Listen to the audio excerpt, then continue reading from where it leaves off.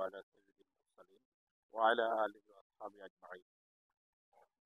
রঘুনাথপুর দারুল উলুম সুন্নাহ মাদ্রাসার 10ম আন্তর্জাতিক ইসলামী মহাসম্মেলন আমরা সাংবাদিক বন্ধুদের মাধ্যমে আমরা দেশবাসীকে জানাতে চাই, আমাদের এই সম্মেলনের বিষয়ে বিস্তারিত আমাদের যিনি আয়োজক রঘুনাথপুর দারুল উলুম সুন্নাহ মাদ্রাসার সুযোগ্য প্রিন্সিপাল, বার্মিংহাম বেলাল একাডেমির সুযোগ্য পরিচালক, লন্ডন এনটিভির সম্মানিত ধর্মীয় আলোচক মাওলানা সালাউদ্দিন জাহাঙ্গীর, উনি বিস্তারিত বলবেন।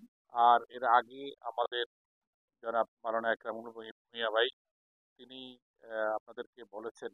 তো আমরা সাংবাদিক বন্ধুদের মাধ্যমে দেশবাসীকে জানাতে চাই যে এই সম্মেলন একটি আন্তর্জাতিক ইসলামী মহাসম্মেলন। আপনারা জানেন 10মবারের মতো এই সম্মেলন হচ্ছে।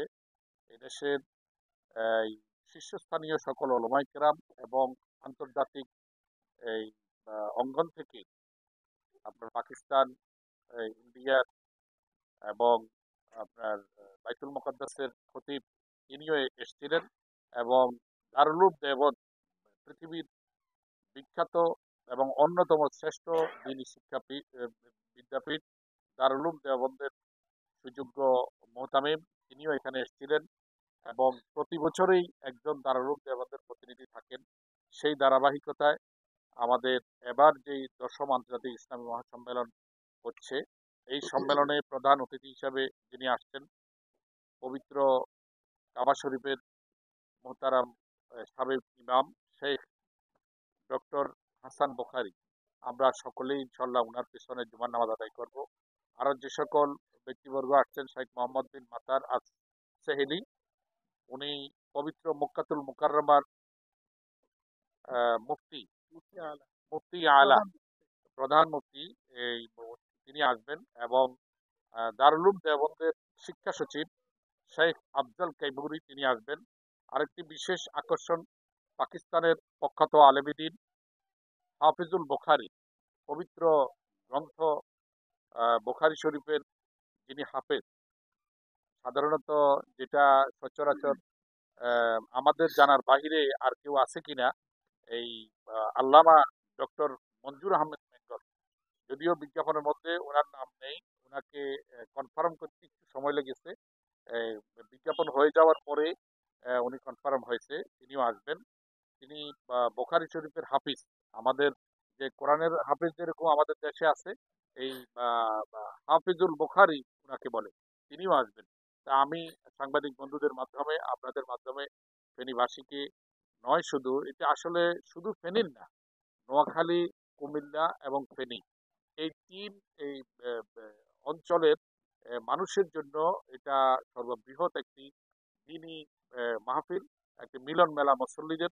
তো সেহেতু বরাবরের মতো এবারও আমরা আশা করছি যে আপনারা দেশবাসী সকলেই আসবেন, এবং বিশেষ করে কাবার ইমামের পিছনে জুমার নামাজ আদায়ের জন্য এই জুমার নামাজে অংশগ্রহণ করার জন্য ফেনীর সকল শ্রেণী পেশার মানুষদেরকে, সর্বস্তরের মুসল্লিদেরকে আমরা আহ্বান জানাচ্ছি। আমরা সকলেই থাকবো ইনশাল্লাহ স্বতঃস্ফূর্তভাবে।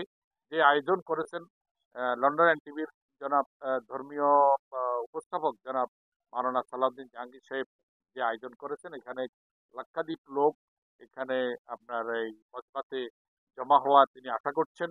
তো আমরা মহান আল্লাহ রাব্বুল আলামিনের কাছে আমরা প্রার্থনা করছি যাতে সকল কিছু অত্যন্ত সুষ্ঠুভাবে সুন্দরভাবে সুসম্পন্ন করতে পারে, এবং আমাদের মেহমানবৃন্দ যদিও সকলেই আমন্ত্রণ গ্রহণ করেছেন এবং আসবেন, সকল আয়োজন সুসম্পন্ন, তারপরেও কোনো যাতে বাধা সৃষ্টি না হয়, ওনারা সকলেই যাতে ঠিকভাবে আসতে পারেন।